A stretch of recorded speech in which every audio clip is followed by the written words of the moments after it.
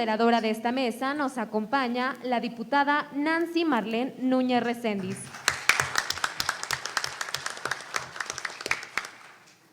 Ella es integrante de la Comisión de Administración y Procuración de Justicia del Congreso de la Ciudad de México. Les damos la bienvenida y cedemos el uso de la voz a la moderadora.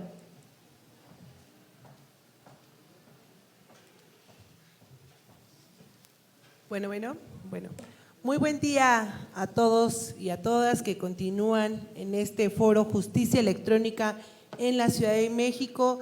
Doy las gracias a mi compañero diputado Octavio Rivero por la invitación y la oportunidad de moderar esta segunda mesa, que son los principios generales para un sistema de justicia electrónica en la Ciudad de México. Ya durante la primera… Perdón, esta es la segunda mesa, principios generales. Ya vimos los antecedentes en la mesa 1, ya vimos algunos retos que nos están estableciendo y durante esta mesa 2 saludo a los ponentes, maestro Yaupol, bienvenido, maestra doctora María Elena Méndez, a mi compañero y amigo Aristides del Info, muchas gracias por estar aquí, y Carlos Alberto Vélez. Vamos a dar inicio a esta segunda mesa con la participación de el maestro Yaupol Pérez Amaya. Él es licenciado en Derecho por la Universidad Autónoma Metropolitana, es máster en Derecho Civil Familiar por la Universidad Autónoma de Barcelona, España, maestro en Ciencias Jurídicas por la Universidad Panamericana y maestro en Derechos Humanos y Amparo por el Instituto Profesional del Sureste.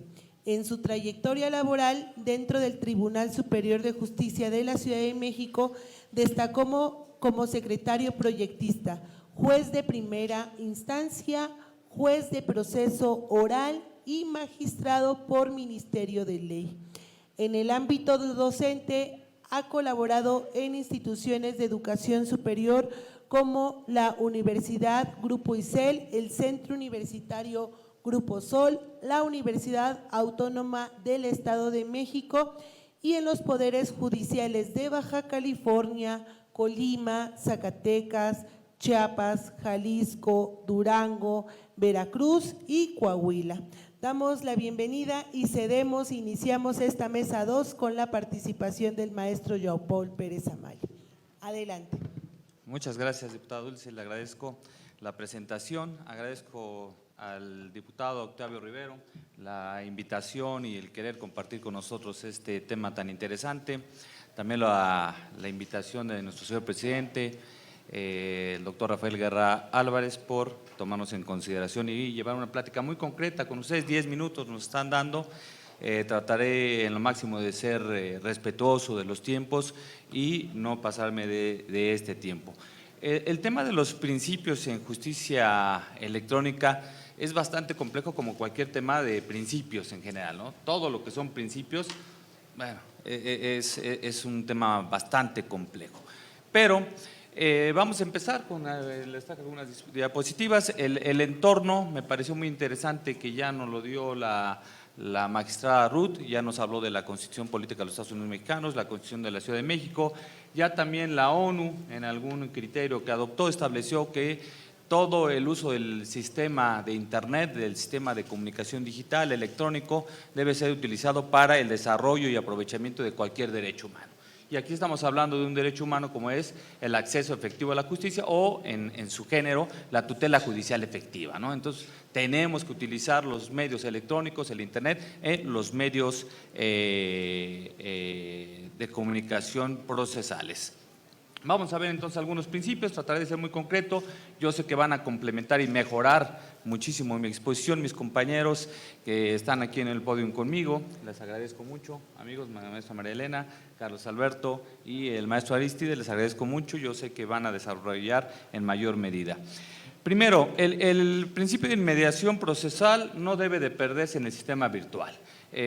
Hasta ahorita la mejor fórmula es que el juez esté presente durante el desarrollo de las audiencias virtuales.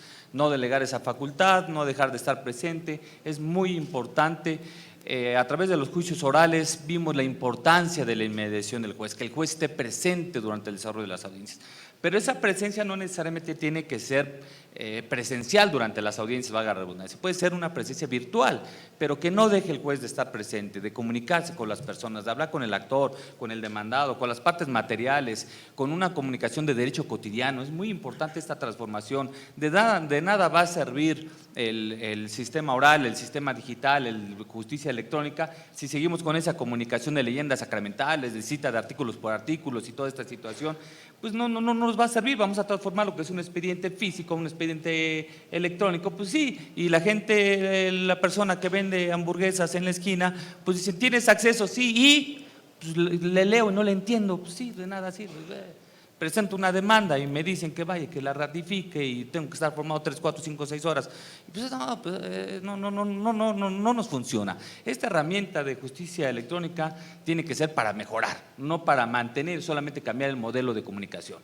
Porque no olvidemos que el proceso es un sistema de comunicación para elegir la información de privilegio, para elegir la información más importante para resolver un conflicto. Pero no deja de ser un emisor, un receptor y un mensaje, y ese mensaje tiene que ser entendido, comprendido por todos, ya sea en un sistema escrito, en un sistema oral y en una justicia electrónica. Todos debemos de entender qué está pasando, si no nos va a servir de nada. Y por lo tanto, me apego a lo que nos dijo el profesor de la universidad, de la UNAM, de que el perfil tiene que ser distinto. Ya no solamente tiene que ser un perfil de comunicación escrita oral, distinta a la cita de artículos por artículo y de conformidad con el artículo. No, pero además ahora tiene que ser electrónico, debe saber enfrentarse a la cámara, debe saber presentarse, debe saberse comunicar. Y algo muy importante, los abogados litigantes también deben de cambiar esta situación, de presentarse, llevar una audiencia vía electrónica. Hay una gran resistencia y ahorita lo vamos a ver con posterioridad. Entonces, esto no debe de cambiar. Esto va abonado a la mención al principio de publicidad. La publicidad es un accesorio y aquí el experto nos dirá, de la transparencia. Tenemos que hacer públicos los actos de los poderes judiciales, en este caso, de todo el Estado, pero del Poder Judicial. La gente tiene que saber quiénes son sus jueces y cómo trabajan sus jueces y sus juezas y magistrados. Deben de conocerlos. No nada más debemos de traer la etiqueta de soy juez, soy jueza, soy magistrado. No. Tenemos que comportarnos en audiencia como tal y tenemos que aprender a comunicarnos como tal. Y tenemos que saber y entender las plataformas digitales para dar accesibilidad sano. ¿Sí me explicó? No aquí en el Poder Judicial de la Ciudad de México, en otros lugares, en otros estados, en otros países, pues vemos que jueces, personas así, hasta le piden a sus empleados que les prendan la computadora y que los pongan en el sistema para una videoconferencia. Están esperando que los pongan y ya nada más se presentan y hablan y ya estoy hablando y todos lo estamos escuchando. No, o sea, el perfil es muy importante para este cambio, si no las herramientas no van a servir. Entonces, el principio de publicidad es muy importante para la legitimación del servidor público ante la sociedad, porque esa legitimación va a dar certeza, va a dar credibilidad, y si hay certeza y credibilidad en nosotros, va a haber paz social. Lo que buscamos todo en este tipo de comunicación, demanda, contestación, objeción, objeto, testigos, repregunta, todo es el juego de comunicación, emisor, receptor, mensaje, todo eso es para impartir justicia, pero la impartición de justicia debe ser creíble, tiene que estar nosotros legitimados ante la sociedad, la gente creer en sus juzgadores. Si seguimos el obscurito, pues lo vemos, nosotros ahorita lo vemos muy cruelmente, que la justicia de propia mano se está multiplicando y multiplicando, porque dicen, yo ir a denunciar, pues sí, lo hago electrónicamente, pues está bien, sí, pero ¿qué pasa después? ¿Sí me explicó? Entonces la gente no cree en nosotros, falta este tipo de difusión donde se les diga que pueden hacerlo a través de estas vías y que la gente no se haga justicia por su propia mano, que crea en las instituciones. Es de vital importancia este principio de publicidad. El principio de transparencia, siguiente, y acceso a la información judicial en estrecha relación con el derecho a la privacidad. Híjole, es muy difícil, un punto muy importante, respetar el derecho de la privacidad con relación a la transparencia, ¿no? Aquí tenemos un experto. En el Poder Judicial es muy difícil, seguimos viendo cómo se siguen en audiencias orales, por ejemplo, solicitando datos personales de los testigos y se queda ahí en la videograbación, su domicilio, etcétera. Oye, no, a veces una prueba de un estado de cuenta, el estado de cuenta tal y tenía tantos millones de pesos. Oye, no, esos son datos que no puedes tú oralizar en audiencia, tienes que guardar en secreto. Riverito, y también en sistema electrónico. Si las audiencias ahora van a ser virtuales, pues ya no va a haber una silla para que la gente vaya y vea a los jueces en la audiencia. Entonces tiene que haber alguna plataforma donde la gente se entere cómo se llevaron a cabo esas audiencias, pero siempre cuidando los datos confidenciales o con relación al derecho a la privacidad. Este punto intermedio es muy difícil de materializarlo, ¿sí me explico? Podemos hacer las plataformas, podemos hacer las normas jurídicas que ustedes quieran y que nosotros nos imaginemos, ¿sí me explico? Porque estamos en pañales ahorita en todos los sistemas, ¿no? Vamos a irlo desarrollando. El siguiente tema que va a tocar mi amigo Paul, pues es todo lo que nos falta. Pues lo que nos falta es aplicar más estos principios, pero siempre cuidando y respetando los demás principios procesales, los demás principios de transparencia, los demás principios constitucionales y los derechos humanos siempre de las personas, ¿no? Es un punto intermedio que debemos de buscar, ¿sí? El siguiente es protección de datos personales a través de la inteligencia artificial implementada que otorga el derecho a acceso a la información propia de la inteligencia artificial. Es decir, debemos además de los datos de privacidad, también los datos personales deben ser cuidados y protegidos en los sistemas de comunicación electrónica o digital. Debemos de tener mucho cuidado con este punto intermedio. No nada más solamente es decir, pues entonces las audiencias, tú hablas tu plataforma, tú hablas tu plataforma y platicamos. Ojo, tenemos que cuidar también datos personales en esas comunicaciones. Cuando el contenido del mensaje conlleva un dato personal, ojo, hay que cuidarlo. Y por eso es muy importante, como en otros países, que se llevan audiencias anticipadas para la audiencia principal y se ponen de acuerdo qué datos personales van a manejar estos me los mandas tú por correo electrónico, me los mandas por WhatsApp, yo los conservo y digo, a ver, el correo electrónico, el mensaje de WhatsApp, ya tengo aquí guardados los datos del testigo, no se preocupen. Si la otra parte quiere verlos, te los pongo a tu disposición y te los mando. Pero ojo, tanto nosotros como ustedes debemos de conservar los datos personales de las personas. ¿Sí me explicó? La organización preaudiencia es muy importante en estos tiempos. ¿Sí me explicó? Entonces tenemos que tener un juez muy abierto siempre para preparar la audiencia. Ya no es ese juez de que yo entro y a ver tú di lo que tú quieras decir y el abogado dice pues yo entro y a ver qué torito le tiro al juez. No, nos ponemos de acuerdo. Claro, no le voy a decir exactamente qué voy a decir porque si no el juez le dice a su secretario, a ver, él me va a decir esto, resuélvemelo y yo ya entro con la respuesta por escrito y nada más la leo. No, eso es una broma. Entonces simplemente nos vamos a poner de acuerdo en cuanto a la protección de esos datos, qué datos personales y qué datos de confidencialidad son los que vamos a proteger y no romper con los principios constitucionales o de otras leyes especiales. Siguiente. Algo también que ya se tocó con anterioridad por los exponentes con mucha claridad es el principio de seguridad y claridad.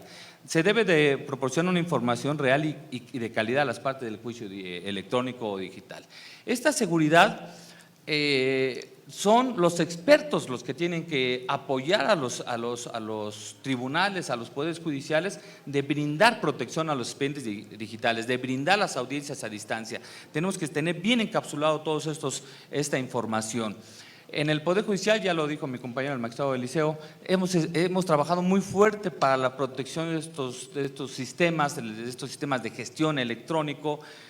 Lo que nos falta mucho es lo que nos comentaba el maestro de la universidad, las personas. El problema a veces es de personas, ¿sí? Nos cuesta mucho trabajo a nosotros cambiar este chip. Si nos costó trabajo en 2008, 2009, 2010 para el chip de la oralidad, del escritor, ahora también nos cuesta mucho trabajo este cambio. Y le decimos a los abogados litigantes, ahorita incluso en sala, oye, ¿quieres tu audiencia a distancia?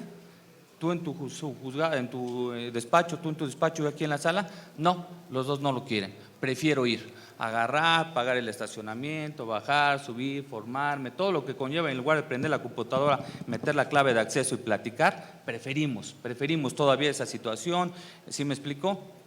No sé si por lo que decían de mejor del cobro de las copias, el cobro de la audiencia, todo eso, pero pueden cobrarla, de todos modos se puede cobrar, nada más que no cobro la ida, nada más, pero pues sigo igual cobrando, ¿no? O sea, pero pues ya digitalmente, ¿no? Lo vimos nosotros ahora los medios electrónicos de las audiencias que se llevan, por ejemplo, en Estados Unidos, donde los testigos están en una pantalla platicando, ¿no? Y el principio de buena fe prevalece, no se va a acabar el abogado, momento, ¿qué tal si el abogado de al lado está ahí a su lado del testigo y está dando la información de lo que va a declarar? Oye, no me vaciles, no me hagas bromas, o sea, eso se advierte, o sea, tú lo piensas así porque tú lo harías. Entonces por eso estás preparado para decir, ay, si yo fuera eso, yo le doy al testigo aquí, contesta esto, y el testigo está volteando a ver qué contesta. Pues sí, eso se percibe inmediatamente, por eso la importancia del primer principio de mediación.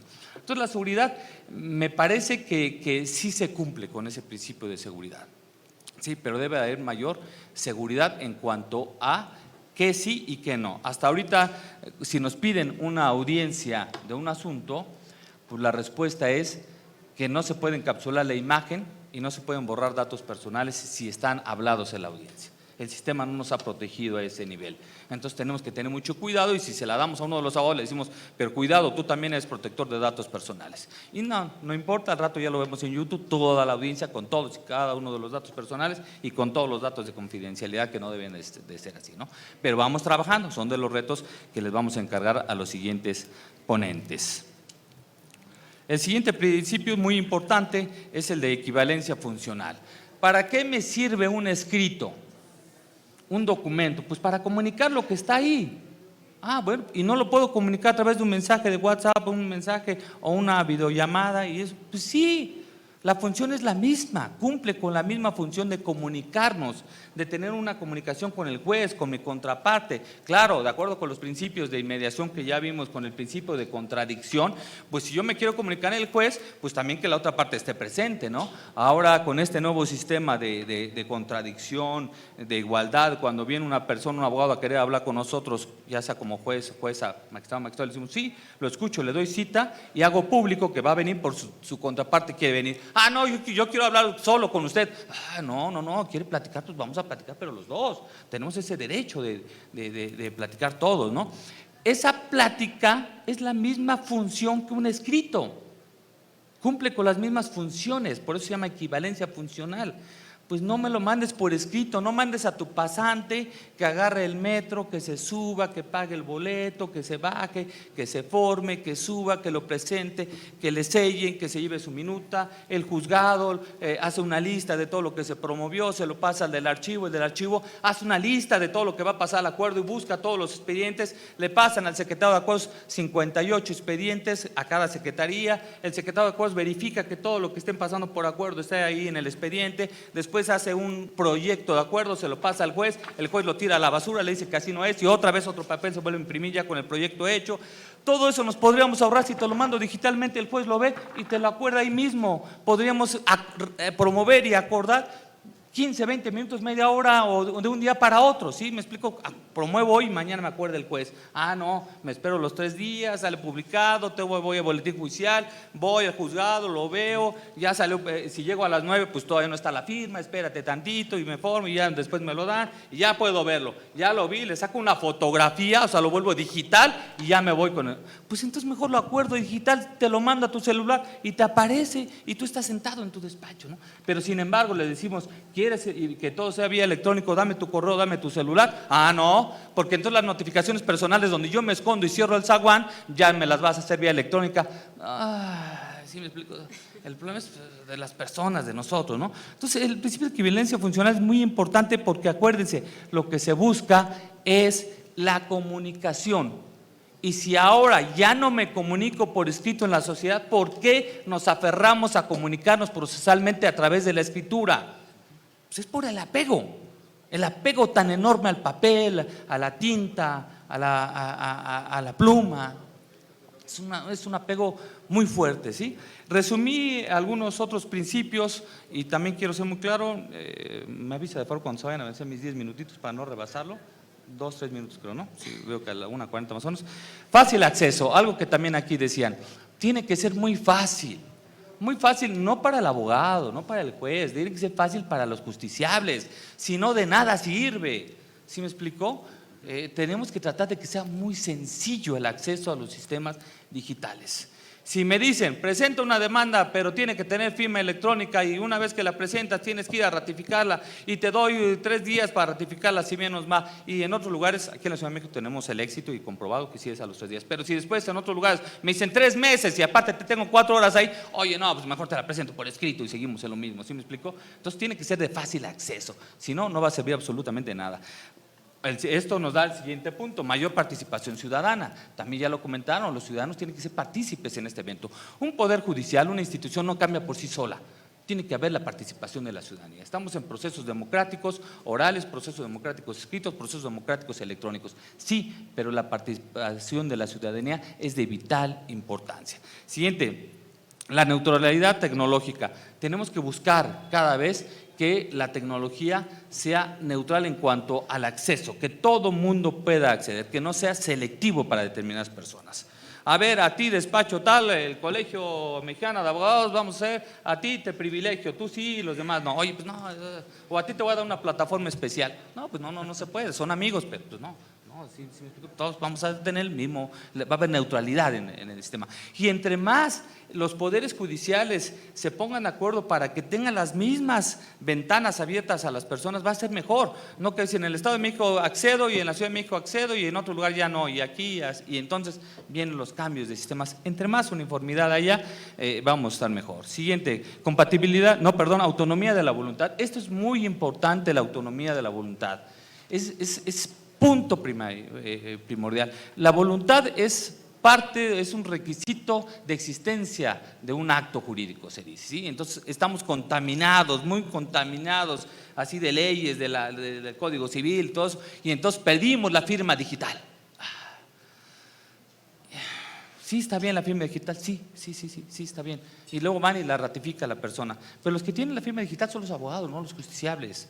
Y al abogado no se le da la autorización como abogado hasta el primer proveído y son los siguientes, no para la demanda y contestación. Entonces tenemos que crecer en esto de respetar la forma en cómo se quiera comunicar la persona, tenemos que respetarla. Los abogados no la hacemos. Las personas presentan su comunicación vía WhatsApp y ¿qué hace el abogado? Lo objeto porque no contiene firma electrónica, además bla, bla, bla, bla. A ver, señora, digamos, usted, este es su número de celular, sí, este es su número de celular, sí, usted mandó estos mensajes, estos WhatsApp y voltea a ver a su abogado nervioso. Pues sí, pues ya, su autonomía, su voluntad fue así, fue comunicarse a través de WhatsApp y lo tenemos que respetar en todo momento. Los abogados son los que contaminamos esa comunicación diciendo, es que de acuerdo con el Código de Comercio la firma tiene que ser electrónica, tiene que estar autorizada por bla, bla, bla. No, señora, la autonomía de la voluntad se da como ellos quieran y nosotros tenemos que respetarlo. Y a través de factores probatorios, adelante, darle camino y darle valor probatorio que corresponda a cada uno. Si se está impugnando un WhatsApp, bueno, pues ya el abogado sí sabrá a través de la tecnología de los expertos saber si provenía de ese número o no. Y decir, ese número nunca fue de nosotros. ¿Sí me explico? Y el que lo está ofreciendo tendrá que adminicular, a ver, Telcel, dame de ese número, ¿qué nombre está? Ah, pues sí está a nombre de tal persona. Ah, pues no te hagas, está tu nombre, pues es tuyo y tú tendrás el problema. ¿Sí me explico? Siguiente, compatibilidad internacional. Esto es en materia mercantil, pero en todos los sistemas tiene que haber compatibilidad. ¿Sí me explico? Tiene que haber igualdad. Por eso es importante que la CONATRIP esté metida en este tema, porque en todo el país tiene que haber ciertos parámetros de igualdad en cuanto a la forma de comunicarnos. ¿Sí? Tenemos que tener ese acceso efectivo y rápido. Y siguiente, debe haber una gestión de justicia amigable con el medio ambiente. Y me parece que la justicia electrónica nos da los parámetros para romper con esta destrucción del medio ambiente que es la hoja. ¿Sí me explico? Parece irrisorio, uno dice, pues, yo en mi demanda tengo, me decían hace 200 hojas, porque transcribo toda la jurisprudencia que hay al respecto. Pues mejor nada más dame el número de jurisprudencia y ya, el número de localización y yo la veo, de verdad, no me la transcriban, no la peguen. ¿Sí me explico? Nada más así muy concreto, los hechos. En práctica forense procesal civil decimos, nada más dame los hechos y las prestaciones, no me metas todo lo que dijo la Corte Interamericana en su sentencia, ¿no? Y también nosotros los jueces, ¿no? Transcribimos jurisprudencias y la legitimación ad causam es esto. Y luego se van al amparo y transcriben todo lo de primera instancia, lo de segunda instancia y el amparo está en 3 hojas. No me jueguen, no hagan bromas. Eso multiplicado por 200, 300 mil sentencias que se dictan al día por todos los poderes judiciales es una barbaridad de árboles que estamos destruyendo, ¿no? Y esto no hacemos la conciencia respectiva. La comunicación electrónica puede apoyarnos para eliminar totalmente el papel. Ahorita desgraciadamente tiene que confluir lo escrito y lo electrónico. No nos queda de otra, pero tenemos que ser el origen, tenemos que ser la semilla para posteriormente todo sea de manera electrónica, como en otros países da, muy sencillo y muy amigable con el medio ambiente. Ya decía el maestro Robert Alexi que los mandatos de optimización exigen una medida, sino un grado de satisfacción. Esta justicia electrónica junto con la justicia cotidiana y de todo lo que hablemos de los poderes judiciales o los poderes administrativos o de lo que se hable, tiene que ser satisfactorio para la ciudadanía. Si no, no estamos cumpliendo con los parámetros y solamente estamos haciendo discursos políticos. ¿Sí? Muchas gracias.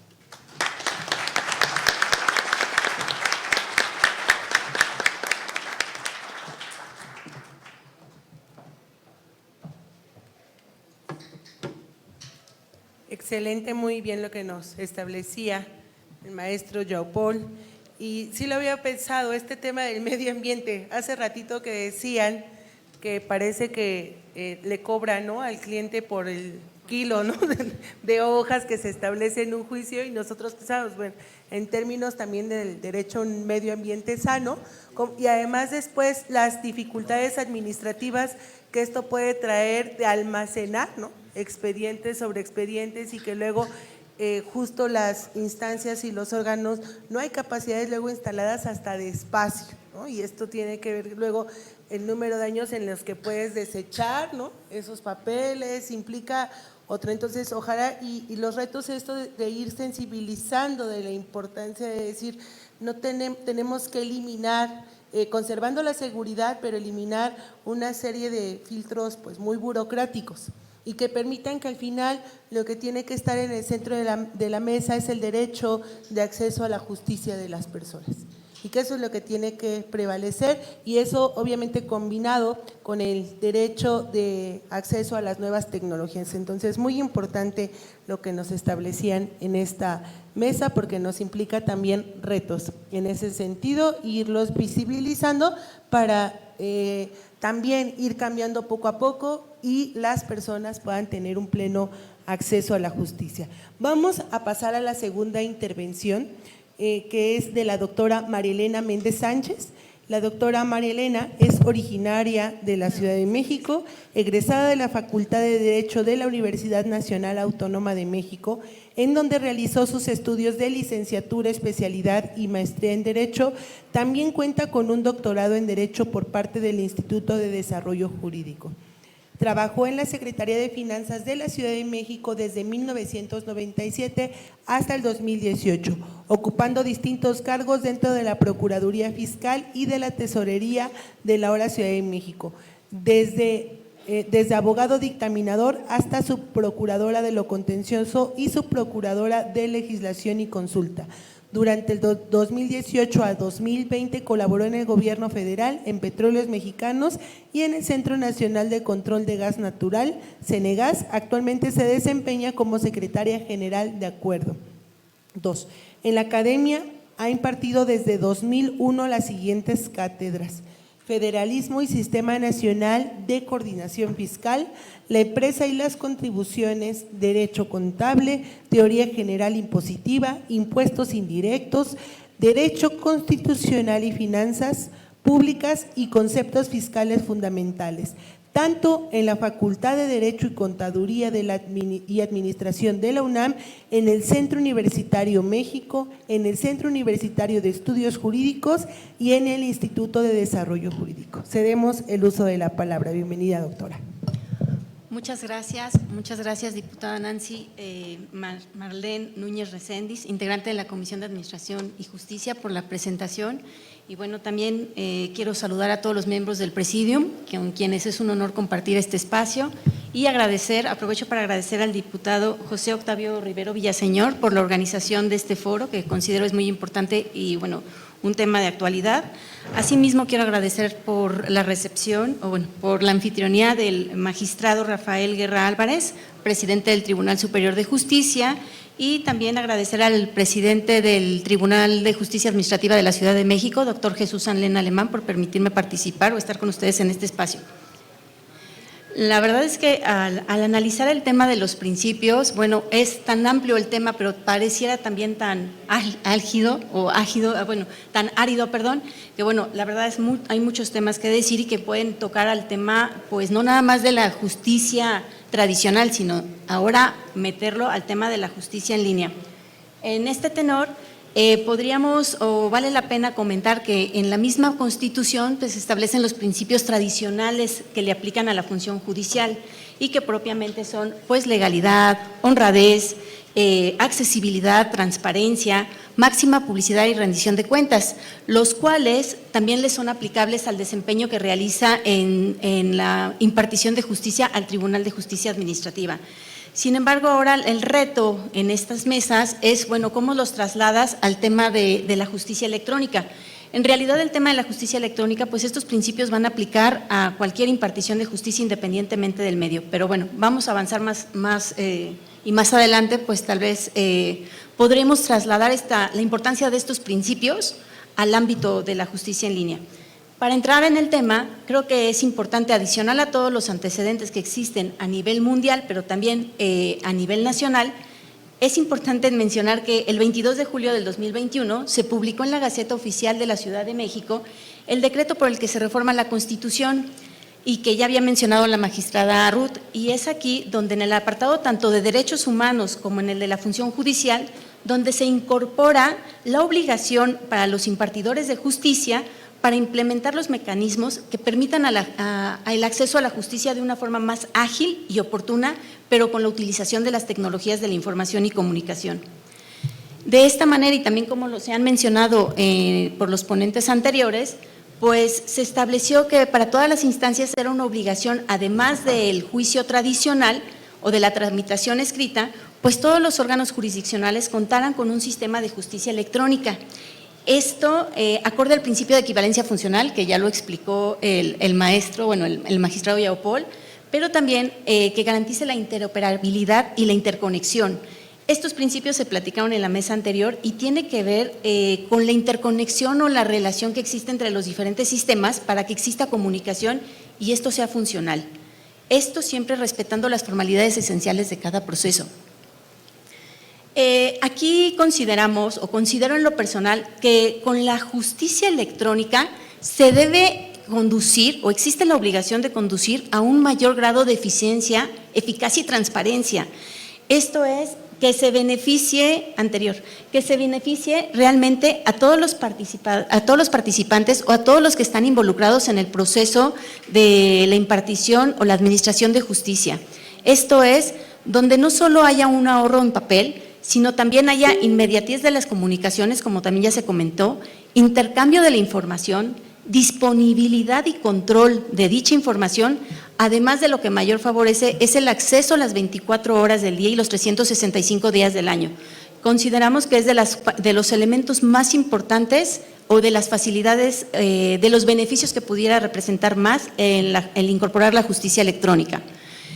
En esta tesitura, y conscientes de las reformas a la Constitución Política de la Ciudad de México, y como ya se mencionó tanto por el magistrado presidente como por la magistrada Ruth, y considerando los requerimientos de los justiciables y además los tiempos actuales de incertidumbre jurídica en cuanto a los temas, por ejemplo, como la salud, es que pues el Tribunal de Justicia, a través de la facultad de iniciativa, presentó ante el Congreso local en el pasado mes de marzo una iniciativa de reformas a las leyes que rigen la actuación del tribunal, pero cuyo principal objetivo era incluir todo el marco legal relacionado con la regulación de la instrumentación y operación del juicio en línea. ¿Esto para qué? Pues para dar certeza y seguridad jurídica a todos los que participen en el proceso de impartición de justicia.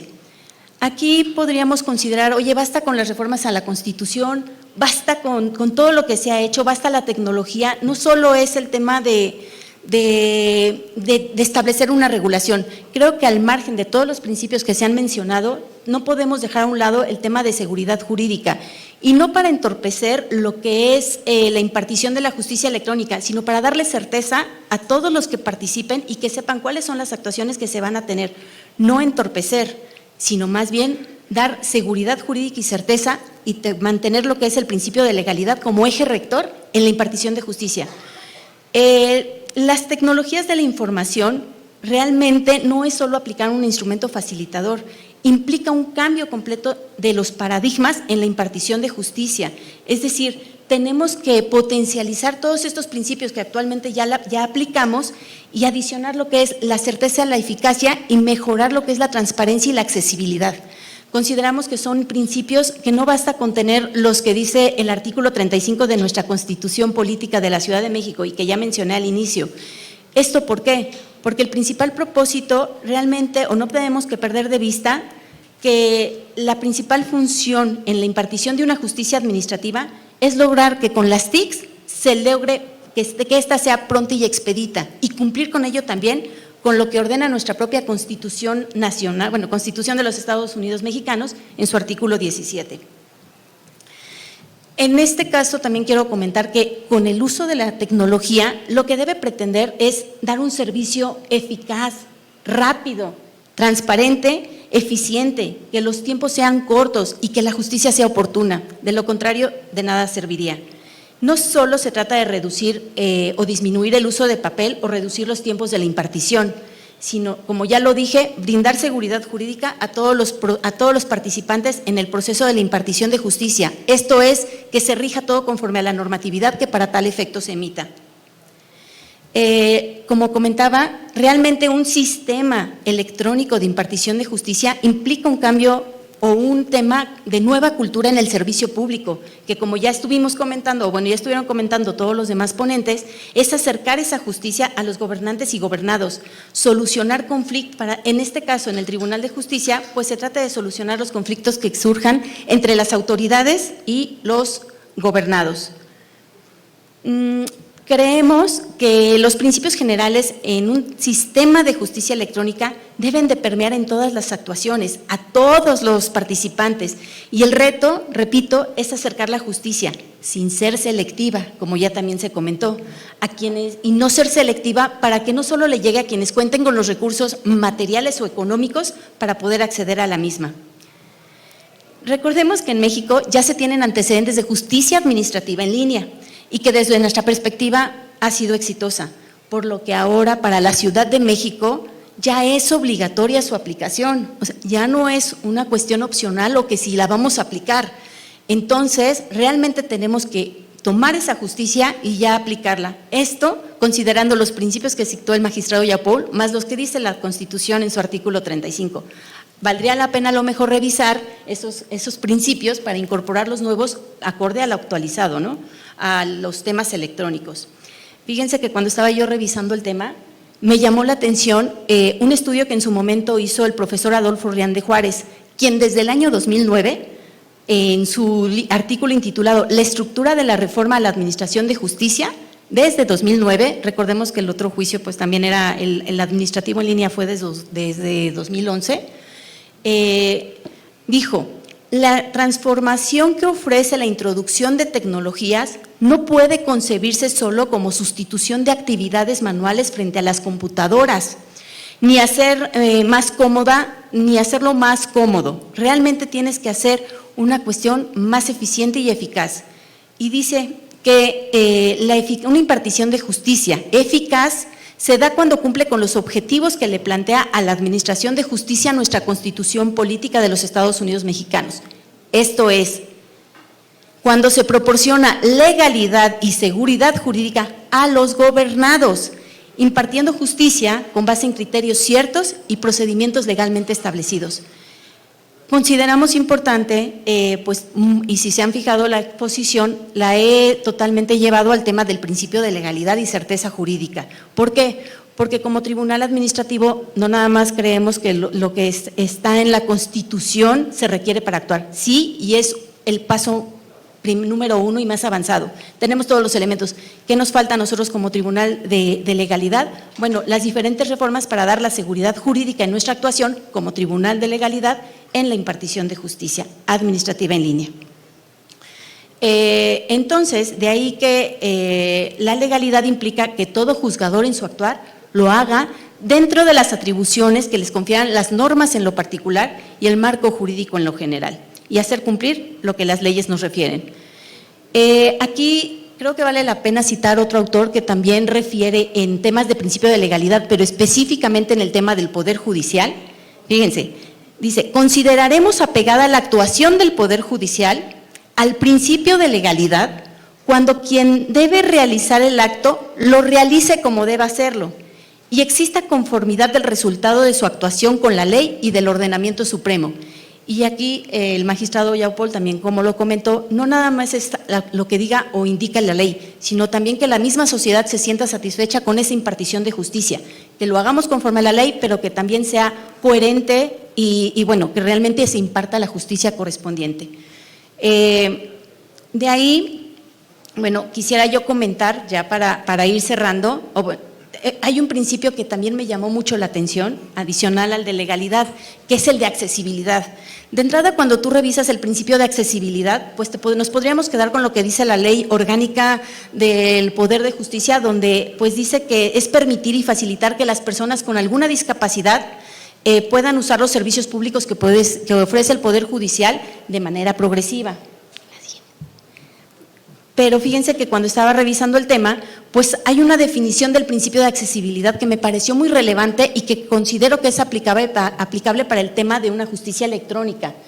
Entonces encontré esta definición que les quiero compartir del Diccionario Panhispánico del Español Jurídico de la Real Academia Española, donde lo refiere como un principio rector del sistema de justicia constitucional que ordena que la jurisdicción debe estar libre de obstáculos, impedimentos, formalismos o ritualismos que limiten irrazonablemente la accesibilidad y oportunidad de la justicia. Entonces, no nada más es una cuestión de proteger a la persona que pudieran contar con alguna discapacidad, sino es dar este servicio general y no con una cuestión electrónica generar impedimentos o obstáculos para poder seguir pues realmente realizando la función que es la impartición de justicia.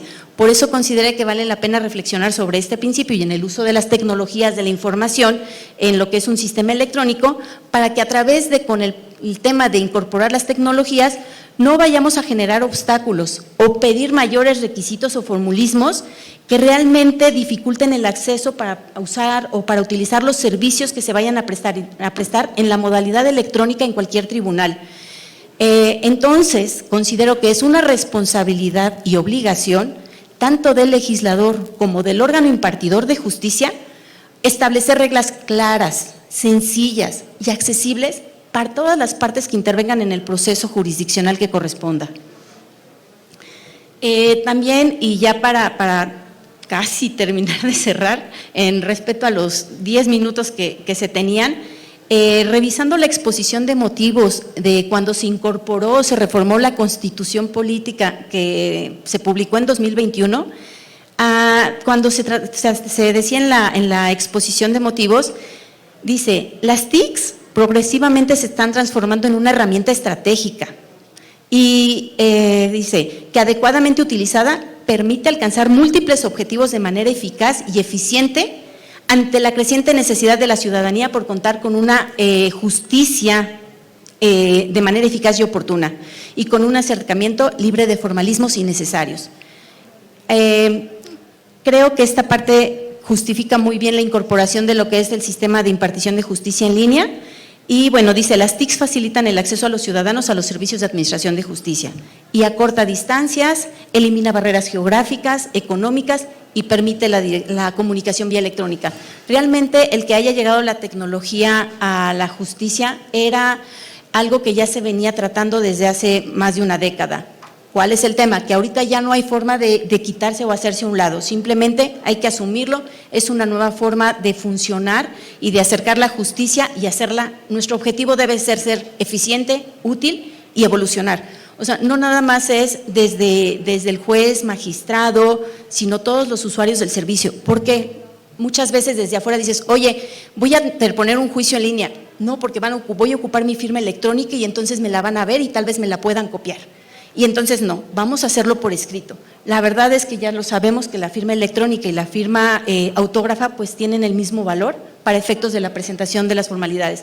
Y realmente lo que le da certeza en el uso de la firma electrónica son las contraseñas y todas las medidas de seguridad y los principios de no repudio que tanto nos dicen los de sistemas, que con ello garantizas la certeza y la seguridad en el uso de la misma. Entonces, realmente esto también es crear conciencia. Estamos muy acostumbrados a ocupar el teléfono, a publicar todo en redes sociales, pero cuando se trata de la presentación de una demanda o de una cuestión electrónica, como decimos o hemos dicho, pues como que ahí sí le tenemos miedo a que pudiera ser público. Entonces, quisiera yo nada más comentar que no debemos de olvidar esta parte de la facilidad, accesibilidad, legalidad. Y bueno, para el Tribunal de Justicia Administrativa es muy importante contar con un marco normativo que nos permita dar la seguridad jurídica y actuar con legalidad en la impartición de justicia. Creemos que ya estamos muy avanzados, ya nada más creo que faltaría la palomita correspondiente de en su caso, las reformas que procedan. Bueno, por mi parte sería todo y muchas gracias.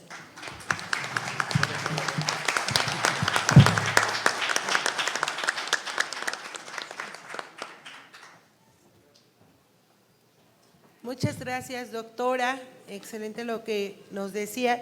Bueno, ya en justo estos diálogos de escucharnos entre todos y todas y ver desde el Congreso de la Ciudad estas miradas me parece muy oportuno. Es el tema que nos decía de tener leyes claras, sencillas y accesibles, ¿no? Es algo que creo que tenemos que tener muy presente. Además de justo este reto de dar total certeza jurídica para todas las partes en las distintas fases de un proceso. Esto me parece muy importante y algo que también visualizábamos justo es el tema de las personas con discapacidad, ¿no? Como también, y desde el Info han trabajado mucho sobre ese tema, cómo las personas con discapacidad pueden tener programas especiales, ¿no? O ciertos mecanismos para que justo tengan acceso pleno a los derechos. Y me parece muy oportuno justo pasar a la siguiente ponencia, que es de nuestro queridísimo Arístides Rodrigo Guerrero García. Él es doctor en Derecho por la Facultad de Derecho de la UNAM, maestro en Derecho, especialista en Derecho Constitucional y licenciado en Derecho, grados obtenidos con mención honorífica en dicha casa de estudios.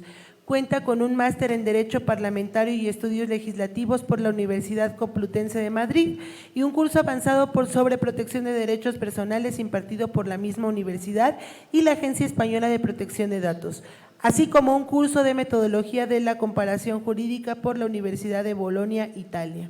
Asimismo, ha sido alumno de diversos diplomados y cursos en materia de derechos humanos, transparencia, rendición de cuentas y protección de datos personales a nivel nacional.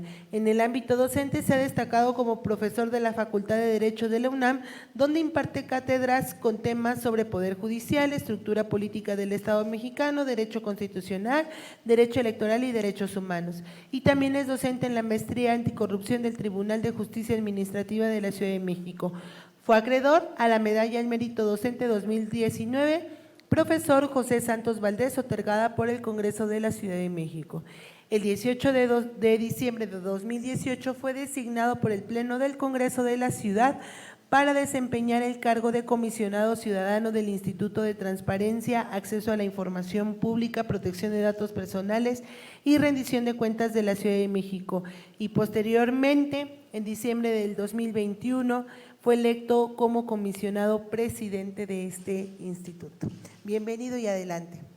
Muchísimas gracias, diputada Nancy Núñez. Un gusto también poder compartir mesa contigo, porque sé que eres una legisladora innovadora, al igual que el diputado Octavio. Estoy seguro que estarán preparando seguramente iniciativas de trascendencia e importancia que logren justamente materializar o llevar al ámbito legislativo todas estas necesidades que estamos viendo derivadas de la transición de los entornos físicos a los entornos digitales. Saludo también con muchísimo gusto a María Elena Méndez Sánchez. Debo decir que me identifico con todo lo que se ha dicho tanto en esta mesa como en la mesa anterior, justamente también lo que decía el magistrado Yaupol Pérez, todas esas necesidades que vamos viviendo en el día a día. Y saludo también a Carlos Alberto Rodríguez, también parte de esta mesa, en la cual me congratulo de participar. Y lo dijimos en la inauguración, cómo hemos logrado transitar de un entorno físico a un entorno digital. Hoy en día que vemos cómo la impartición de clases se lleva a cabo, o necesariamente tuvo que llevarse a cabo en diferentes plataformas como lo era Zoom, pero muchos de los vicios que se vivían en los entornos físicos también a veces se trasladaron a los entornos digitales. Entonces, ¿cómo logramos romper con esos vicios y cómo logramos de alguna forma aprovechar toda esta revolución digital que se está dando y que se vio acelerada a partir de la pandemia COVID-19? Pero ojo, desde antes de la pandemia ya estábamos viendo en el mundo cómo se estaba legislando justamente para vislumbrar cómo se llevaban a cabo el derecho desde los entornos digitales. Y es así como Francia, por ejemplo, desde el año 2016, lo decía también en la inauguración, lanza su ley de la República Digital Francesa.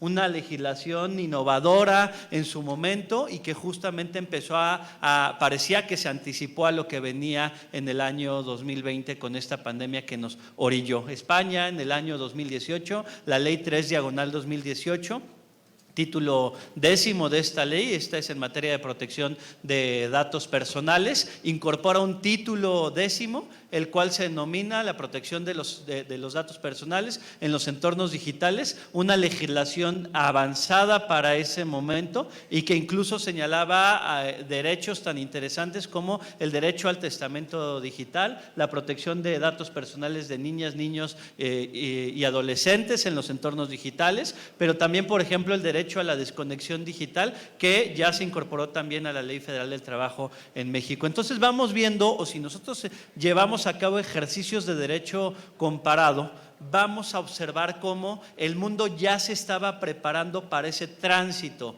a los entornos digitales, el cual resulta necesario hoy en día, y cito a mi amigo el comisionado Julio César Bonilla que se encuentra presente, hoy en día, bueno, todos los que estamos en esta mesa nacimos con una pantalla. La pantalla de televisión, pero hoy en día las niñas, niños y adolescentes ya crecen con 3, 4, 5 pantallas, el celular, la tablet, una computadora, la televisión que vemos y saludo entonces al comisionado Julio César Bonilla, que siempre utiliza esta analogía en las ponencias. Y bueno, nos vamos dando cuenta de esta necesidad de trasladar toda la actividad que estamos realizando y llevarla justamente a los entornos digitales, pero ¿cómo lo hacemos bien? Y cómo no caer en esos vicios que señalaba anteriormente. Mi materia, el derecho de acceso a la información y la protección de datos personales, pero principalmente en lo que se refiere a la transparencia y el acceso a la información, ha logrado de manera natural transitar a los medios digitales. Ejemplo de ello es que de los 3.711 recursos de revisión, 3.594 ya se presentan de manera electrónica y únicamente 117 en físico. En materia de transparencia y acceso a la información probablemente resulta menos complejo, porque en esta materia ni siquiera es necesario acreditar interés jurídico o interés legítimo al presentar una solicitud de acceso a la información, ni al presentar un recurso de revisión. Es más, se privilegia el anonimato de quien está presentando una solicitud de acceso a la información y de quien está presentando un recurso de revisión. Entonces no resulta tan complejo como lo pudiera resultar en otras materias, y derivado de ello es que también el tránsito a estos entornos digitales resulta muchísimo más sencillo, y derivado de ello es que también se tiene a nivel nacional la Plataforma Nacional de Transparencia, ojo, con sus fallas, porque también hay que reconocerlo, existen fallas en los medios tecnológicos, pero que ha funcionado y ha logrado justamente que vaya en aumento el número de solicitudes de acceso a la información y de recursos de revisión. Y la Plataforma Nacional de mejorando y ha ido evolucionando, pero insisto en que no está libre de que pudiera haber alguna problemática a través de un hackeo que pudiera llevarse a cabo, como lo que se intentó apenas hace 3 semanas, tuvo una semana en sesión pública, lo señaló, una semana en la que hubo constantes ataques cibernéticos y en los que incluso hubo intermitencias de la propia Plataforma Nacional de Transparencia y se en el Pleno del INAI, y nosotros hicimos lo propio también en el Pleno del Info de la Ciudad de México. Y hoy nos vamos dando cuenta cómo esta relación entre el abogado y el ingeniero resulta cada vez más necesaria. El ingeniero en computación, también, al igual que algunos de los ponentes que han estudiado en Ciudad Universitaria, y tenemos prácticamente enfrente la Facultad de Ingeniería, la Facultad de Derecho y la Facultad de Ingeniería están separadas únicamente por las famosas islas. Y hoy resulta muchísimo más necesario ese acercamiento que tengamos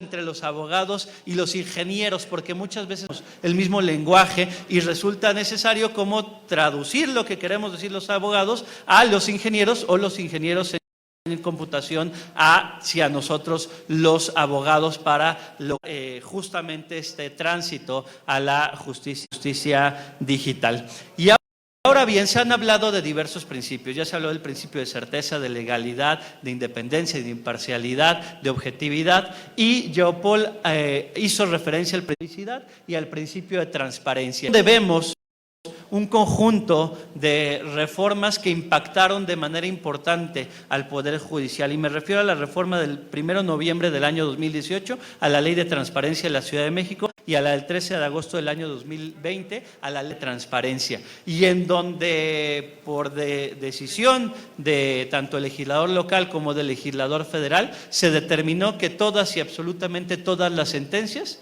tendrían que ser públicas. Absolutamente todas las sentencias, y tendrán subiendo a los portales de los propios tribunales, de las entidades federativas, en aras de potenciar el principio de máxima publicidad. Recuerdo que, seguramente lo recordará también mi amigo de la Comisión Julio César, fueron a visitarnos un conjunto de magistrados y magistradas, y nos decían, bueno, es que ¿cómo voy a lograr que todas las sentencias sean públicas? Y seguramente voy a tener que redactar 2 sentencias. Voy a tener que redactar una sentencia, la que redacto de manera tradicional, y luego otra sentencia en la que esté testando absolutamente todos los datos personales. Y recuerdo que en esa mesa de trabajo yo les comentaba a las y los que probablemente más bien valdría pensar en un proceso de construcción en el cómo redactamos las sentencias, y lo dijo Jean-Paul. Tenemos una costumbre de estar copiando y pegando la jurisprudencia y saturando todos nuestros, caso de nosotros los recursos de revisión, de hojas, hojas y hojas y hojas, y parece que entre más hojas hay, más se trabajara, pero definitivamente no es así. Y entonces en este proceso de construcción, de deconstrucción, sí por un lado implica el repensar la sentencia, el repensar la resolución con un enfoque muchísimo más sencillo y utilizar únicamente en la redacción aquello que sea indispensable. Probablemente la cita y la jurisprudencia pueda ir a nota de pie. Y en ese proceso de construcción viene la protección de los datos personales, porque probablemente el secretario de Estudio y Cuenta, y me tocó porque en algún momento fui secretario de Estudio y Cuenta, al momento de estar redactando está utilizando datos y los está reiteradamente escribiendo en el desarrollo o en el cuerpo de la sentencia. Pero en este proceso de deconstrucción implica que al momento de estar redactando la sentencia, o en el caso de nosotros la resolución, no estemos utilizando constantemente datos personales. Y sobre todo datos que tienen el carácter de sensible. Y esto no lo digo yo, sino se encuentra establecido a nivel constitucional. Sí, la protección de datos personales se encuentra en el artículo 6º constitucional, sí también en el artículo 16 segunda, pero también, y a veces se nos olvida, en el artículo 20, apartado C de la propia Constitución, en donde se hace referencia a la protección de los datos personales de la víctima o el ofendido. Y aquí vale la pena recordar esta historia de Cantú. Todo mundo, o probablemente en esta estudiamos Derecho y estudiamos el sistema interamericano de derechos humanos, la Comisión y la Corte Interamericana, estudiamos diversos casos de la Corte Interamericana. Y uno de estos casos es el de Valentina Rosendo Cantú, una mujer caso que se ha escrito desde la academia, que seguramente lo podemos estar citando o lo podemos vislumbrar citado en sentencias, pero Valentina Rosendo Cantú, una mujer indígena que se encontraba al lado de un río y que fue usualmente por militares, y cuyo nombre es conocido a nivel nacional y a nivel internacional. Y yo me pregunto si alguien le preguntó a Valentina Rosendo Cantú si quería que su nombre fuera conocido por absolutamente todo el mundo y que escribieran libros y en donde se citara su nombre. Es una doble revictimización justamente por la vulneración a la protección de los datos personales. Y este caso no es exclusivo. Imagínense si se vio en la Corte Interamericana de Derechos Humanos, que no en el ámbito local, se vio en Argentina, se vio en Uruguay, se vio en Ecuador y se ha visto en México, y derivado de ello es que surgen las denominadas reglas de Heredia, en donde se reúnen un conjunto de expertos. Son reglas que no tienen una obligatorias, pero que sirven en su momento como parámetros y que surgieron también ante casos en el que, por ejemplo, un usuario de internet se le ocurre googlear a su novia y se entera que su novia también fue abusada sexualmente porque estaba la sentencia publicada en internet y no tenía testados los datos personales. Entonces, derivado de ello, es que surge esta necesidad de ir cuidando o vislumbrando cómo los datos personales, propias sentencias, ante ahora la obligación de publicar absolutamente todas las sentencias de internet. Entonces, sí, todo este tránsito a la justicia necesario resulta importante, pero dentro de este tránsito que se está viviendo es cómo se logra una no vulneración a la protección de los datos personales. Sí al principio de certeza, sí al principio de máxima publicidad, pero nosotros los órganos encontramos constantemente frente a ejercicio de moderación entre transparencia, entre máxima publicidad, frente a otro derecho, a la protección de los datos personales.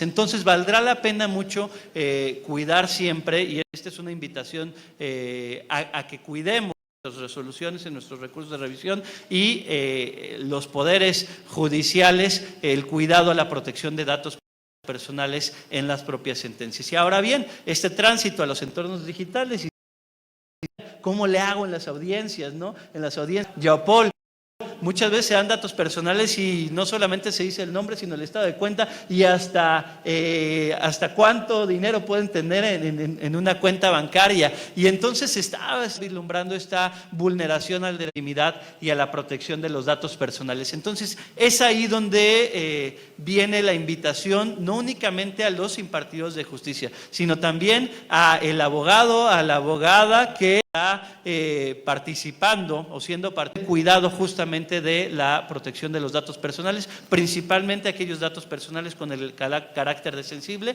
principalmente en aquellos datos personales que vulneren a la víctima o al ofendido, principalmente a las niñas, a los niños y adolescentes. Y no me quedo con la espinita de comentar en materia de discapacidad, como lo señalaba la diputada Nancy Marlene Núñez, y hemos llevado algunas acciones en conjunto, justamente también vislumbrar la justicia, acceso a la información para personas con discapacidad. Derivado de ello, por ejemplo, se han emitido resoluciones en formato de lectura fácil. Todos conocemos el famoso caso de Ricardo Aldair, que fue un caso en el que la Suprema Corte de Justicia de la Nación lanza la primera sentencia en formato de lectura fácil. Nos ha correspondido también a nosotros como Info emitir resoluciones en formato de lectura fácil. No ha sido sencillo, también son procesos de deconstrucción, porque lo que nosotros creemos que es lectura fácil a veces no termina siendo una resolución entendible. Yo recuerdo que cuando emitimos o cuando estábamos redactando la resolución en formato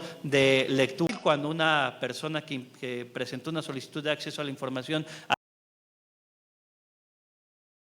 así lo solicitó, recuerdo que la mayor juez fue mi hija pequeña. Recuerdo que le di la resolución y me dijo, ¿le entiendes a lo que dice aquí? Me dijo, no le entiendo nada de lo que dice, papá. Entonces, pues vamos a buscar cómo vamos a redactar esas resoluciones en formato de lectura fácil o en formatos innovadores, en formatos de audio, por ejemplo. Tenemos una resolución en formato de audio para una persona con discapacidad visual y haciendo accesibles nuestros propios portales de internet para personas con discapacidad, porque muchas veces probablemente nosotros subimos un PDF o un documento en formato de imagen. Déjenme decirles que un software que se utiliza para una persona con discapacidad visual no va a poder leer este PDF que está subido en formato de imagen. Pero si nosotros subimos el mismo documento en un formato de Word o en un formato de PDF, la lectura de este tipo de software se va a lograr materializar o lograr que una persona con discapacidad pueda lograr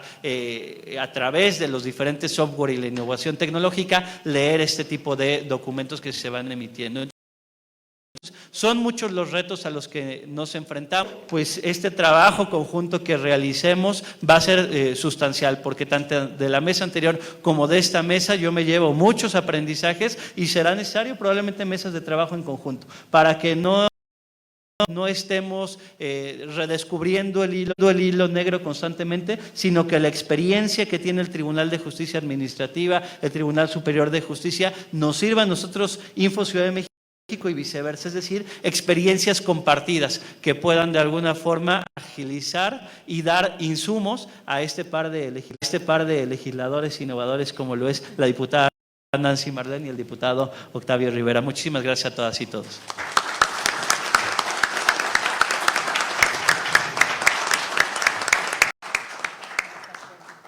Gran participación de nuestro compañero Arístides, presidente del Info, y que justo lo que hoy nos establecía de los avances que han tenido desde este instituto pudieran servir, ¿no? Pudieran servir. Yo he notado, cuando presentaron el informe ante el Congreso de la Ciudad del instituto, lo que se había avanzado en términos digitales y del acceso al derecho de transparencia y también de protección de datos, que es muy importante. Vamos a dar paso a la cuarta y última intervención, que es del maestro Carlos Alberto Vélez Rodríguez. Él es licenciado en Derecho por la UNAM, abogado postulante con experiencia casi cada 30 años. Desde el 2002 es socio del despacho Vélez y Sandoval, SC. Todo el tiempo en el que ha desarrollado su actividad profesional lo ha realizado en las materias civil, mercantil, familiar y amparo. Ha sido instructor del taller de técnicas de litigio en juicios orales en materia civil y mercantil que se imparte por el Instituto de Estudios Judiciales del Tribunal Superior de Justicia de la Ciudad de México y otros cursos más. Finalmente es socio y abogado certificado de la Barra Mexicana, Colegio de Abogados AC, de la que es miembro desde el año 2001, siendo coordinador de la Comisión de Derecho 2017-2019. Adelante. Muchas gracias. De antemano agradezco a mis compañeros de mesa, doctores, magistrado, diputados, gracias por la invitación, al tribunal naturalmente. Todo que nos consideran a los postulantes para estos ejercicios, porque es una visión un poquito diferente y a veces chocamos con la administración, a veces, por decirlo amablemente, pero es parte del ejercicio de los operadores, me parece. Y muy a la práctica, después de escuchar al magistrado, después de escuchar a la doctora, yo diría, me remito a todos, cada una de las manifestaciones hechas por cada uno de ellos. Y muy completo, ¿no? Hablar de principios es muy complicado porque tenemos que llegar a un nivel de esa estupendo para realmente cumplir el objetivo que se está buscando. A mí me interesaron básicamente dos, y ahorita con lo que escuchaba igual el de transparencia, que es el de certeza y el de accesibilidad, ¿no? Naturalmente la certeza en digitales siempre viene de la mano con este ejercicio de resistencia que hemos platicado de… Yo prefiero tener el sellito porque yo lo imprimo al subirlo en línea y ¿dónde está el sello aquí? Veo un chorro de rayitas y ¿dónde está el sello? ¿No? ¿Cómo llego y les digo por qué no me acuerdo todavía? Y esa resistencia que tenemos muchos postulantes, yo he visto todavía juzgados que nos mandan a ratificar escritos con firmas electrónicas. Entonces, ¿para qué si se supone que me está dando ya la certeza? ¿No? Pero es ese ejercicio en el que vamos madurando día a día, tenemos que ir acortando. Por favor, yo digo por los postulantes, y tienen razón, ¿por qué 300 hojas? A veces no dudo que haya casos en los que sea necesario, pero a veces que cada hecho lo contestan con la misma jurisprudencia de cada uno de los 25 hechos. Yo algo que les decía cuando teníamos estas clases, cuando la oralidad no era tan frecuente y todavía había mucha más resistencia a eso, era seamos gentiles con nuestro lector.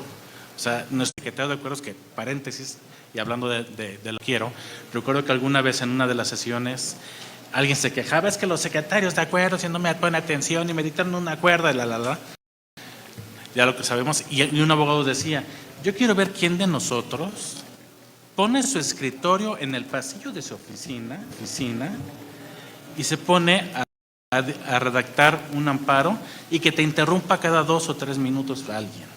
La verdad es que el ejercicio es muy complicado. O sea, el ejercicio que tienen de tener orden, concentración, disciplina, que hacen los tribunales es muy complicado. De esto que vemos filas y filas y filas entrando litigantes, postulantes, pasantes, peritos, todo el mundo, si lo logramos reducir, y hasta hay días que entra uno que, ay, en la torre, ya no tuve que formarme el de la otra.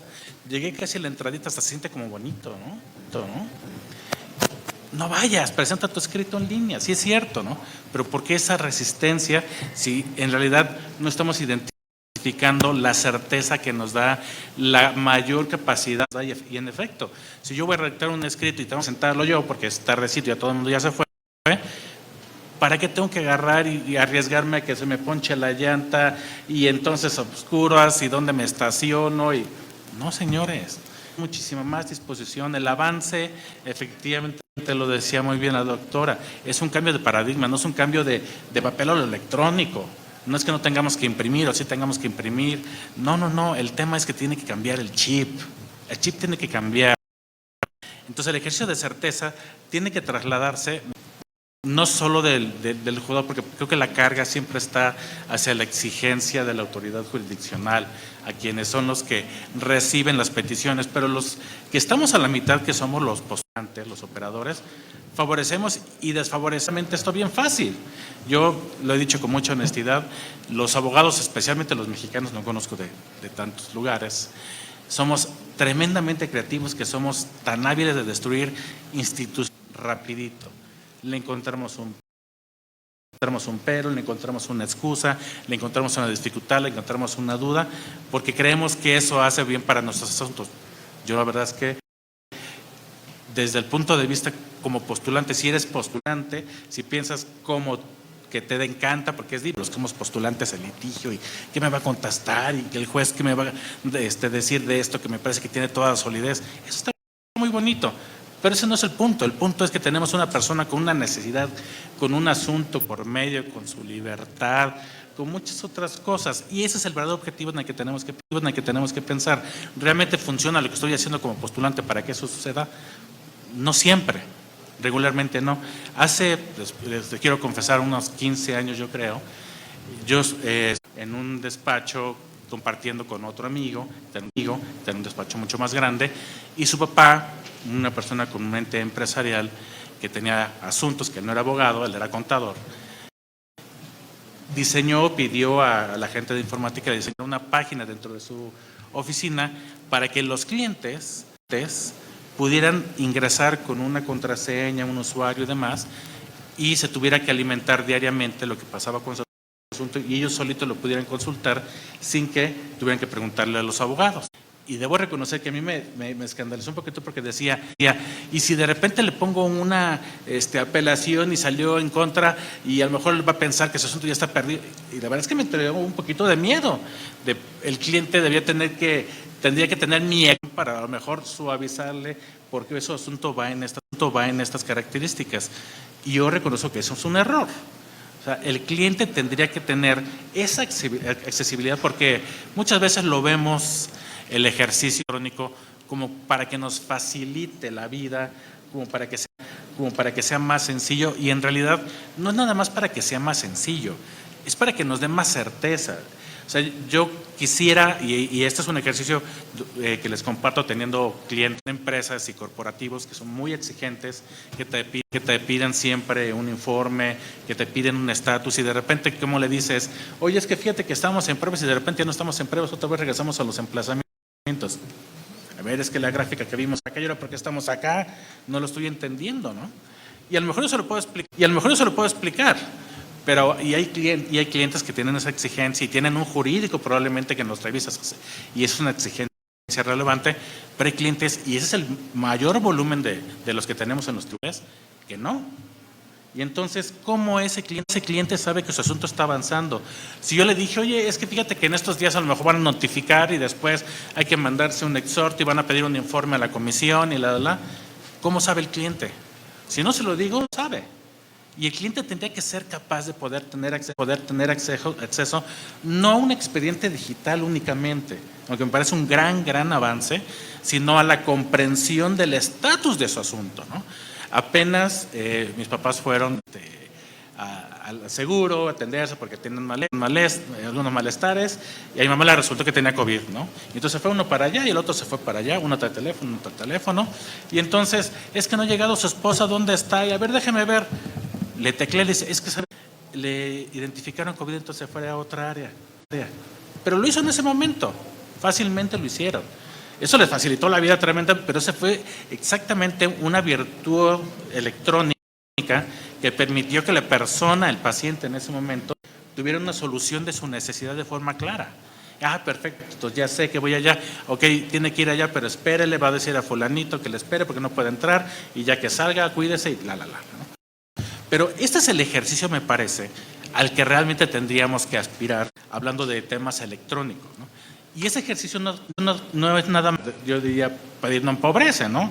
Como yo no manejo presupuesto, pues yo nada más digo, oigan, por favor, yo no sé por qué nos mandan publicar en el periódico, ¿por qué no pone tribunal que yo agarre en la computadora, le diga edictos, busque el nombre, y si me aparece mi nombre ya sé que me están emplazando, y lo busco una vez al mes, una vez que no sé qué? Ah, pues sí está bien bonito, Carlos, pero son tasas de sumas, es administración pública, bueno, de acuerdo, ¿no? Pero exactamente para los justiciables. Ellos tendrían que saber dónde está su asunto de la mayor facilidad posible. Y eso viene de la mano también de nosotros postulantes. Nosotros tenemos que explicarle al cliente dónde está, por qué está, pero porque además, diría yo, quitémosle el romanticismo que tenemos éticos. Porque nuestra profesión es muy cuestionada y si hiciéramos una encuesta aquí afuerita de los juzgados familiares, probablemente saldríamos muy mal librados si le preguntáramos, uno, abogados. Honestamente no creo que salgamos muy bien librados y eso es terrible.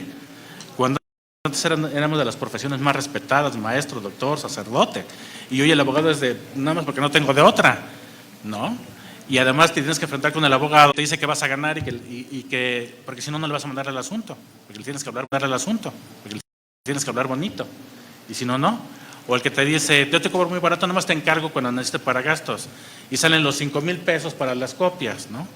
Pero que voy un poquito, pero los 5,000 para las copias. Si es que me pidió el secretario, es una ridiculez, perdón. Y eso tiene que terminar, y eso tiene que terminar a través de un ejercicio de transparencia pura, un ejercicio de conciencia también de los postulantes, en el que estemos sujetos y lo admitamos y estemos dispuestos a que el manejo de nuestros asuntos sea accesible para nuestro cliente.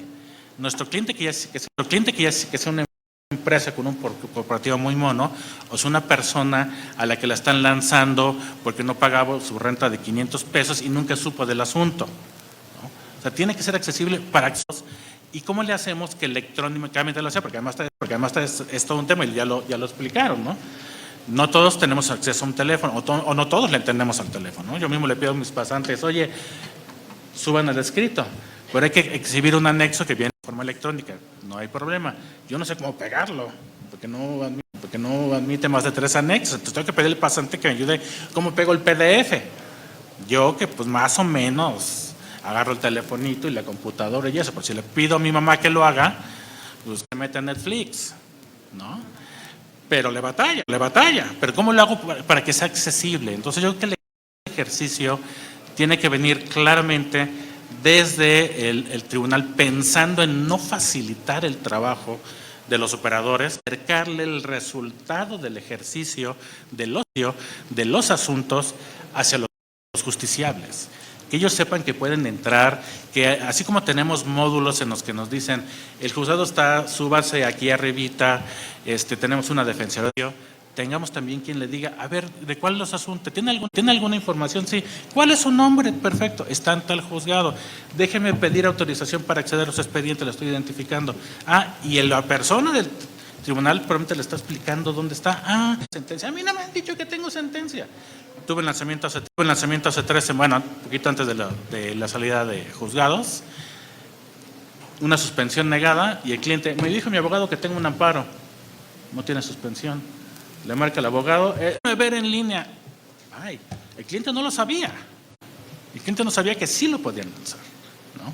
Entonces, ese tipo de transparencia me parece que tiene que trasladarse no solo del tribunal hacia la operación, sino del hacia su cliente, hacia la transparencia de los asuntos, hacia el riesgo de que resulte y tengas un resultado negativo, cuando menos no el esperado por tu cliente.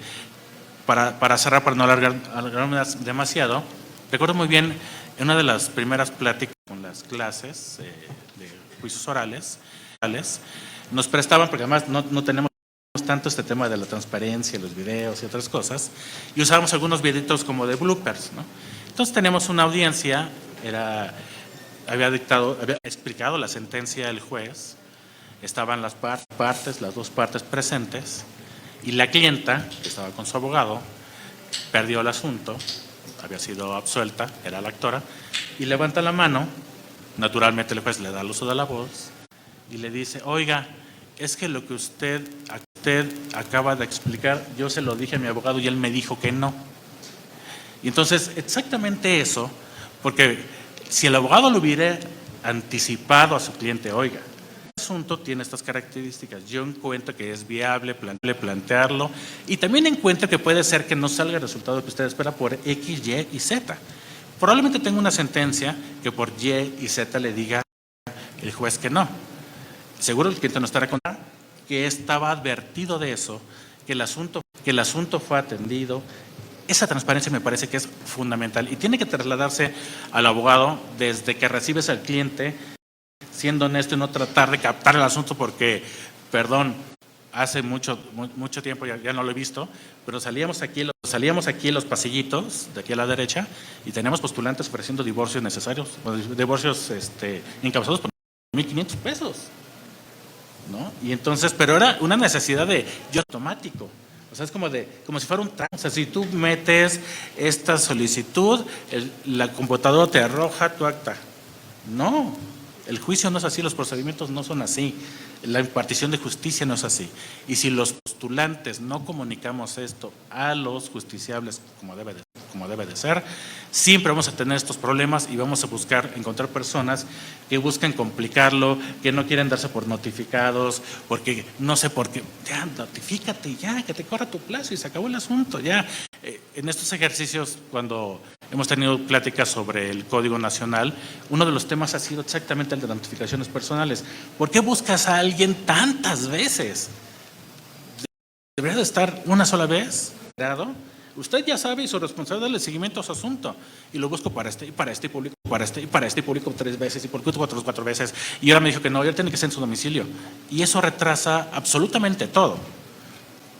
Para el que está como actor, para el órgano jurisdiccional que tiene que hacer N cantidad de cosas para que esto avance, me parece que exactamente el ejercicio, para cerrar, de la electrónica tiene que estar diseñado para facilitar al justiciable y tiene que diseñarse, diría yo, legislativamente también, de manera que los postulantes tengamos suficiente carga para que también seamos responsables de que esto funcione, ¿no? Si no, son ejercicios, me parece que aislados y siempre encontramos mecanismos para entorpecerlo.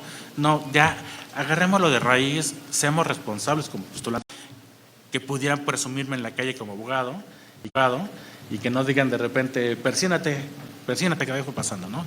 Y eso también es chamba de nosotros, pero también denos al apretón. No pasa nada, me parece que se vale que nos obliguen me parece que a los colegios se nos exija que si alguien tiene una mala práctica, nos puedan expulsar o nos deban de expulsar y tengamos en riesgo nuestra licencia, así como un notario dice, yo no voy a jugármela por esto que me estás pidiendo con lo que yo sé que el valor que tiene mi licencia. No lo vas a hacer. ¿No? Los mismos jueces, es terrible, y con eso termino, cuando alguien te llega y dice, es que seguro se vendió. Sí, seguramente, porque el juez, que tiene 25 años de ejercicio en judicatura y tiene un alto prestigio y tiene un secretario que le da fe pública, le interesa perfectamente con tu asunto de, perdónenme la expresión, de 5 pesos o de 25,000 o de 20 millones, ponerse y exponerse a como le ha pasado recientemente, que por una sentencia en contra los queman en redes sociales, ¿no? Entonces yo creo que es necesario hacer que se respete la administración de justicia en general, pero eso va con la conducción ética, proba, exigente, responsable de los operadores, y cuando menos yo hablaré por la parte que nos toca de los postulantes. Muchas gracias.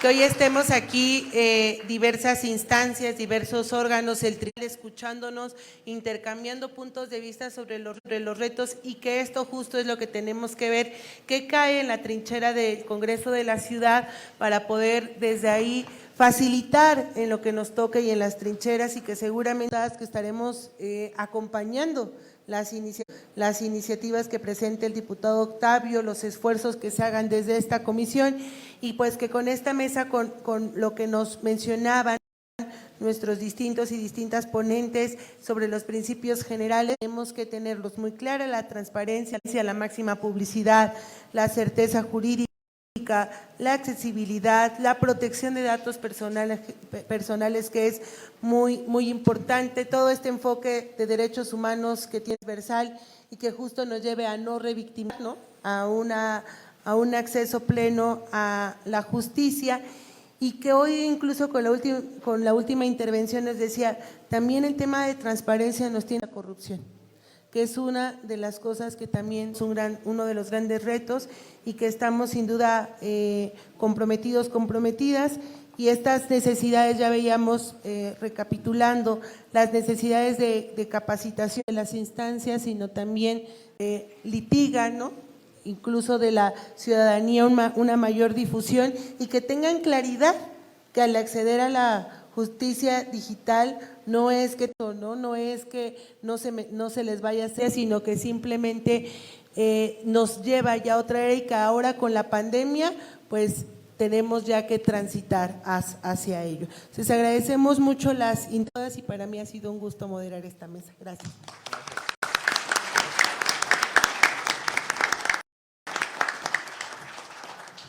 Agradecemos a las y los integrantes de la mesa de exposición número 2 por su valiosa intervención. A continuación, entrega de reconocimientos a las y los ponentes por parte del diputado José Octavio Rivero Villaseñor en el siguiente orden. Magistrado Yaupol Pérez Amaya Jiménez.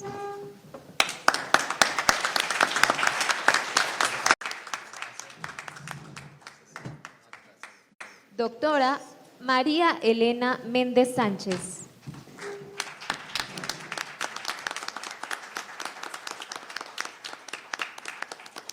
Doctor Aristo Guerrero García.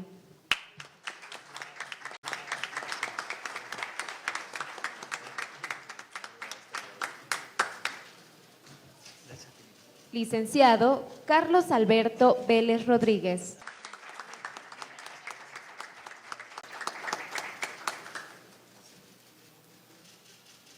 Y por su valiosa labor como moderadora de esta mesa, a la diputada Nancy Marlene Núñez Recendis.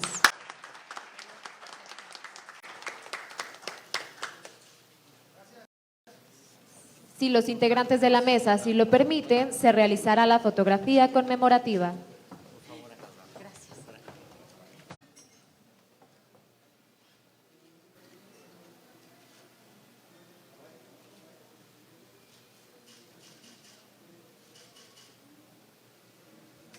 Despedimos a los integrantes de la mesa de exposición. Un fuerte aplauso.